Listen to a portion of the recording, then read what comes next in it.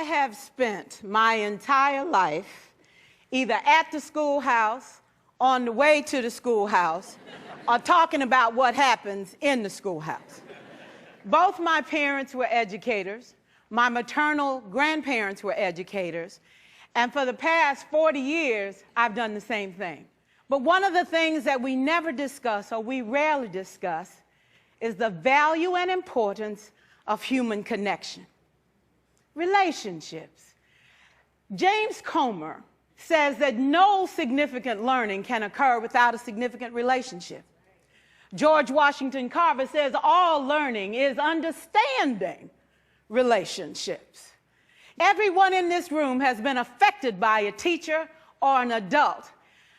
For years, I have watched people teach. I have looked at the best and I've looked at some of the worst. A colleague said to me one time, they don't pay me to like the kids. They pay me to teach a lesson. The kids should learn it. I should teach it. They should learn it. Case closed. Well, I said to her, you know, kids don't learn from people they don't like.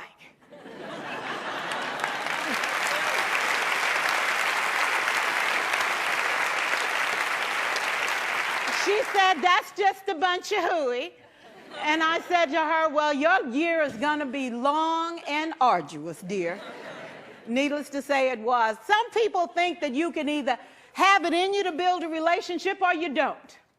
I think Stephen Covey had the right idea. He said you ought to just throw in a few simple things, like seeking first to understand as opposed to being understood. Simple things like apologizing. You ever thought about that? Tell a kid you're sorry, they're in shock. I taught a lesson once on ratios. I'm not real good with math, but I was working on it. And I got back and looked at that teacher edition. I taught the whole lesson wrong.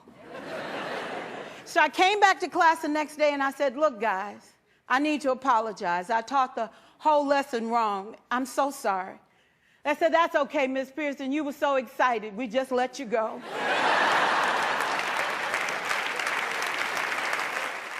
For years, I watched my mother take the time at recess to review, go on home visits in the afternoon, buy combs and brushes and peanut butter and crackers to put in her desk drawer for kids that needed to eat, and a washcloth and some soap for the kids who didn't smell so good. See, it's hard to teach kids who stink.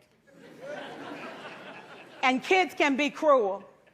And so she kept those things in her desk, and years later, after she retired, I watched some of those same kids come through and say to her, you know, Miss Walker, you made a difference in my life. You made it work for me. You made me feel like I was somebody when I knew at the bottom I wasn't. And I want you to just see what I've become. And when my mama died 2 years ago at 92, there were so many former students at her funeral. It brought tears to my eyes, not because she was gone, but because she left a legacy of relationships that could never disappear.